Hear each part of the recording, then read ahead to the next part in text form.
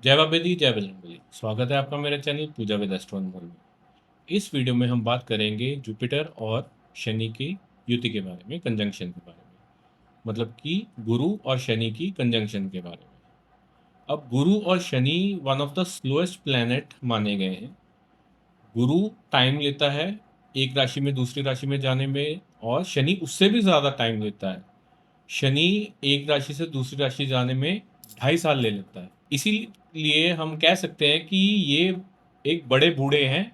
आपके जो एस्ट्रोलॉजी के प्लैनेट्स हैं उनमें इनको बड़े बूढ़े माना गया। अब इनकी नेचर क्या क्या है। गुरु जो है वो एज अ टीचर एक्ट करता है, आपको नॉलेज देता है। आपकी नॉलेज वही है। आपका एक्सपेंशन का काम गुरु करता है।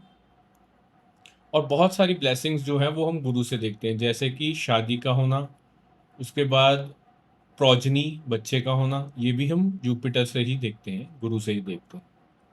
दूसरी तरफ शनि क्या है। शनि है आपके कर्मों का फल देने वाला। ये थोड़ा सा स्लो प्लेनेट है और ये चीज़ों को थोड़ा डिले भी करता है इसी कारण। अब एक और टर्मिनोलॉजी में अगर देखा जाए तो क्या है, जुपिटर गुरु जो है वो लॉ बनाने वाला है, और शनि जो है वो उन लॉ को इम्प्लीमेंट करने वाला है। मतलब जो लॉ गुरु बनाता है वो शनि इम्प्लीमेंट करता है। शनि आपका कर्मा भी है। तो हम दो तीन चीज़ें इस कंजंक्शन में देखेंगे कि क्या क्या रिजल्ट आ सकते हैं। मैं एक बार पहले क्लियर कर दूं कि ये जितनी भी कंजंक्शंस होती हैं पहले तो ये स्ट्रांग होनी चाहिए, तब ये सबसे ज़्यादा रिजल्ट देती है। जैसे जैसे दोनों प्लैनेट्स दूर जाते रहते हैं, अपने आप लेके चलो 6 से 12 डिग्री के बीच में ये स्ट्रांग कंजंक्शन मानी जाती है, अगर दोनों की डिग्री 6 और 12 के बीच में है। जैसे जैसे ये दूर होते जाएंगे इनका इफेक्ट और लूज होता जाएगा। और जब भी युति देखनी है उसमें एक चीज़ ज़रूर देखना कि क्या किसी और प्लेनेट का एस्पेक्ट आ रहा है, कोई इसको खराब कर रहा है, कोई इसको ठीक कर रहा है, किन नक्षत्रों में है ये प्लैनेट्स, ताकि आप देख सको कि ये आपके चार्ट के अकॉर्डिंग अच्छे हैं या बुरे हैं। तो हम जो बात कर रहे हैं वो कर रहे हैं कि क्या इन दोनों का कॉमन रिजल्ट क्या आता है। सबसे पहली बात करते हैं प्रोफेशन की। शनि के साथ अगर कोई भी प्लैनेट एसोसिएट होता है, एक सूत्र है ये, बहुत सारी बुक्स में मैंने देखा भी है। जब शनि के साथ जुपिटर कोई भी प्लैनेट आ जाता है तो आप जो कर्म करते हो, कोई जॉब करते हो, कोई डेली वर्क करते हो जिससे आप पैसा कमा सकते हो, वो शनि के साथ वाले प्लैनेट के थ्रू भी कर सकते हो। अब क्योंकि शनि के साथ जुपिटर आ गया है तो आप जुपिटर का काम कर सकते हो, नॉलेज का काम कर सकते हो, गोल्ड का काम कर सकते हो, कंसल्टेशन कर सकते हो, टीचिंग का काम कर सकते हो शनि के साथ जब आपका जुपिटर आता है। अब इन दोनों को भी मिक्स करके देखते हैं। शनि जो है वो मशीनरी है, और मशीन का काम आप लेके चलो। ऑयल है उसका काम लेके चलो, ठीक है। और जुपिटर जो है वो उसकी टीचिंग है। तो आप टीचिंग कर सकते हो किस चीज़ को लेके।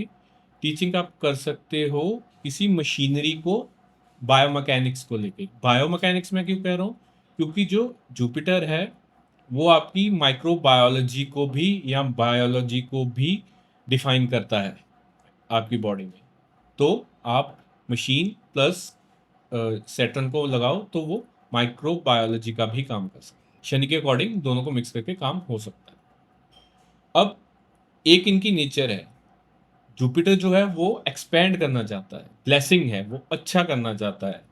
और जो सैटर्न है वो कायदे से चलना चाहता है, उसमें डिले बहुत है, उसमें चीज़ों को आप कह लो नुक्स बहुत ज़्यादा निकालता है, दोष बहुत ज़्यादा निकालता है, चीज़ों को डिले करता है।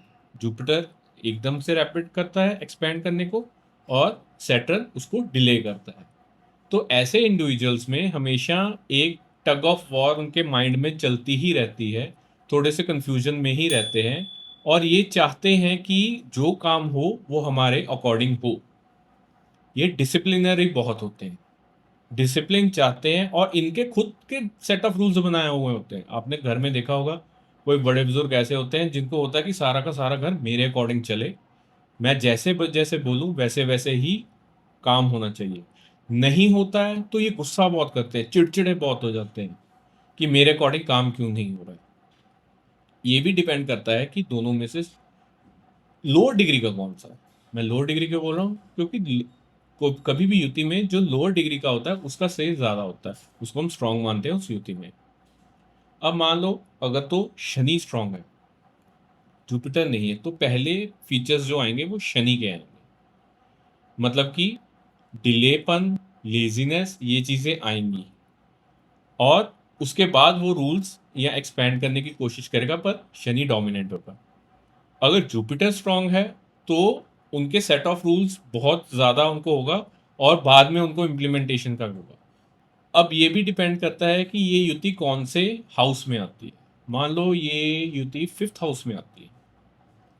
5वें हाउस में अगर आपके जुपिटर और सैटर्न की युति है, आप, क्योंकि एक तो प्रोजनी का है, बच्चों का घर है 5वां, एक नॉलेज का घर है 5वां।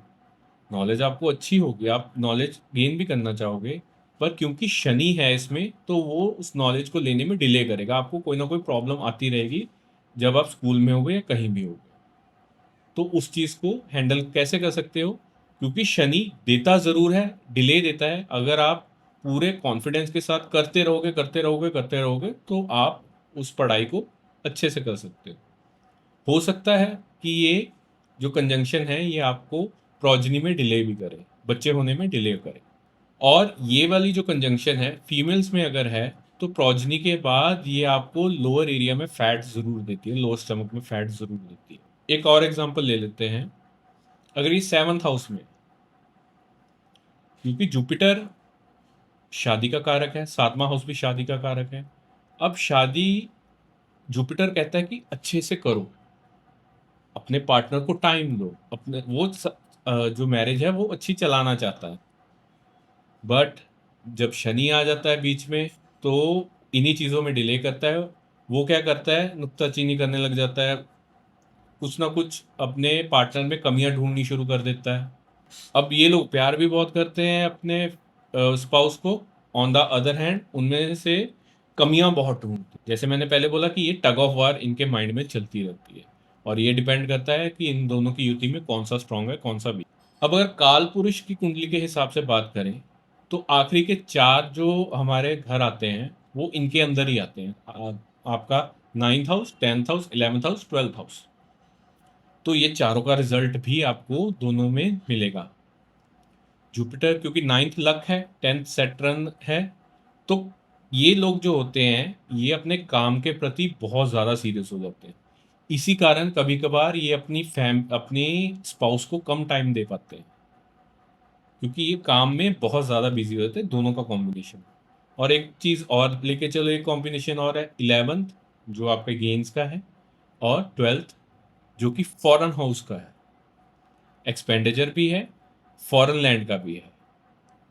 इसका मतलब क्या हुआ कि ऐसे इंडिविजुअल्स जब अपने घर से अब्रॉड चले जाते हैं, बाहर चले जाते हैं, खास करके शनि की लैंड में, तो उसमें क्या होता है इनके साथ, उसमें इनको गेन बहुत होते हैं। अगर ये इंडिविजुअल्स टाइम रहते बाहर चले जाए ना, तो ये बहुत अच्छा इनके लिए कॉम्बिनेशन होगा सक्सेस की। तो ये था मेरा एनालिसिस जुपिटर और सैटर्न की युति का। अगर आपको ये वीडियो अच्छी लगी हो तो आप प्लीज़ इस चैनल को सब्सक्राइब कीजिए, मेरी वीडियो को लाइक कीजिए, कमेंट कीजिए, शेयर कीजिए, ताकि ये और लोगों तक पहुंच सके, यूट्यूब इसको पुश कर सके। मेरा चैनल बहुत छोटा है, इसको ग्रो करने में मेरी प्लीज़ हेल्प कीजिए। आप कर भी रहे हैं, पर और हेल्प कीजिए। अगर आपको ज्योतिष सीखना है तो आप सीधा मेरे व्हाट्सएप नंबर पर मेरे को मैसेज कर सकते हैं।